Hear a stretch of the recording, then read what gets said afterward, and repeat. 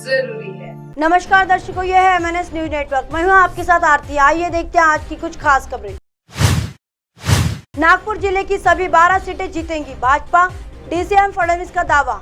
उप मुख्यमंत्री देवेंद्र फडणवीस ने दावा किया कि नागपुर जिले में भाजपा मजबूत स्थिति में है।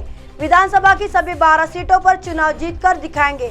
जिले में अंतिम व्यक्ति तक पहुंचने का प्रयास किया जाएगा। जिले के दौरे पर आए फडणवीस ने पत्रकारों से चर्चा की। मंत्री पद के लिए धन लिए जाने संबंधी मुद्दे पर कहा कि एक आरोपी ने फोन कर पार्टी के विधायक से मंत्री पद के लिए पैसे मांगे, लेकिन हमारे विधायकों को मालूम है कि मंत्री पद के लिए कभी भी पैसे नहीं लिए जाते। इसके बाद पुलिस में शिकायत की गई है और पुलिस ने आरोपी को गिरफ्तार किया।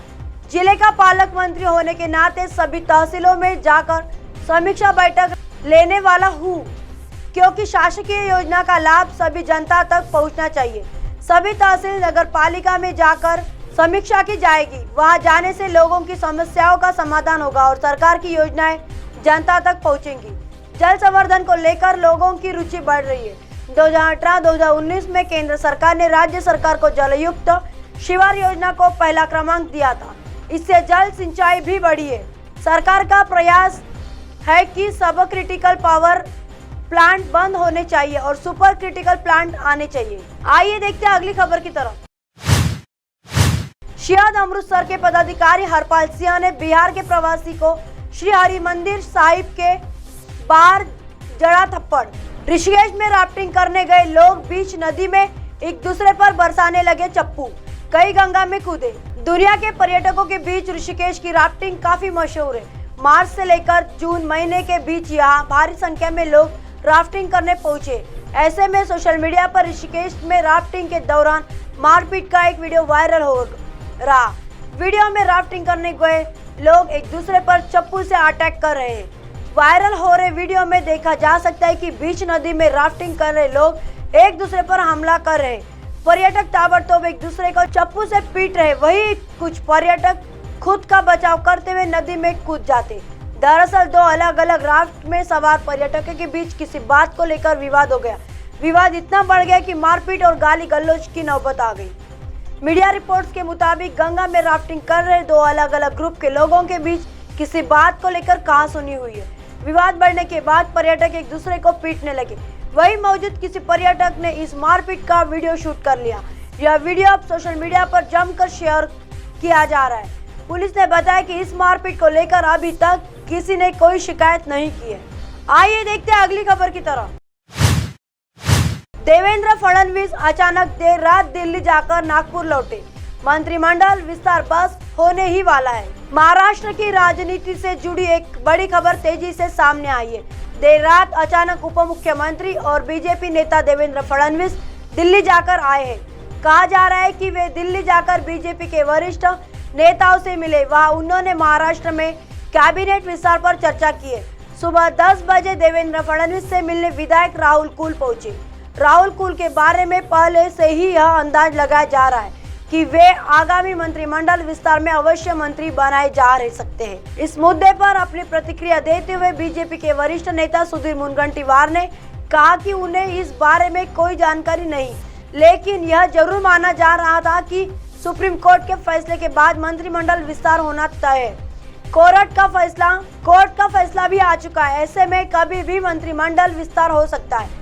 लेकिन ठाकरे गुट के सांसद संजय राउत ने इस मुद्दे पर कहा कि अगर मंत्रिमंडल विस्तार हुआ तो वो अवैध होगा। अभी सुप्रीम कोर्ट के निर्देश के मुताबिक 16 विधायकों की अयोग्यता पर निर्णय लिया जाना बाकी है। फैसला आने से पहले मंत्रिमंडल विस्तार संविधान और न्यायपालिका का अपमान है। रातों रात नागपुर से दिल्ली से नागपुर मंत्रिमंडल विस्तार नहीं दूर।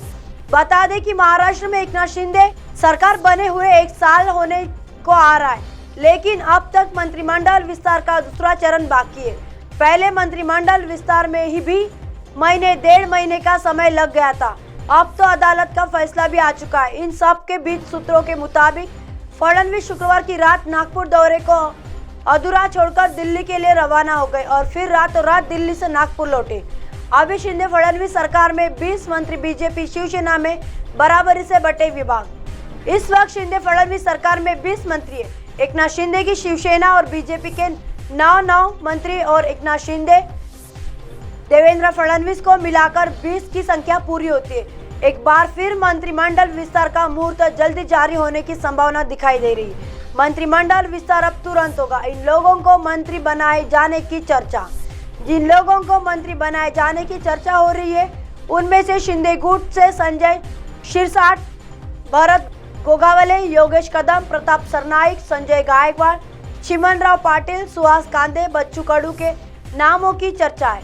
बीजेपी से संजय कुटे, आशीष शेलार, प्रवीण दरेकर, प्रवीण पोटे, गोपीचंद पलटकर, राम शिंदे, नितेश राणे, देवयानी फरांदे और सीमा हीरे को मंत्री पद दिए जाने की चर्चा है। बता दें कि 2 दिनों पहले ही बीजेपी के राष्ट्रीय अध्यक्ष ने जेपी नड्डा 2 दिनों के महाराष्ट्र दौरे पर आए थे। उनके इस दौरे के वक्त ही जल्दी ही मंत्रिमंडल विस्तार होने पर चर्चा शुरू की गई। अब आप हमारे चैनल को आपके मोबाइल पर भी देख सकते हैं। मोबाइल ऐप पर देखने के लिए प्ले स्टोर से MNS news TV app download करें। इंस्टा लिंक, ट्विटर, हाईकुक, फेसबुक और कई सोशल मीडिया के प्लेटफॉर्म पर हमारा चैनल उपलब्ध है। आप इसे यूट्यूब पर भी देख सकते हैं। आप हमारे चैनल को लाइव भी देख सकते हैं www.mnsnewtv.com पर। फिलहाल वक्त चला दर्शकों ब्रेक का। ब्रेक से लौटने के बाद देखिएगा देश और दुनिया की तमाम खबरें। बने रहिए MNS न्यूज पर। नमस्कार।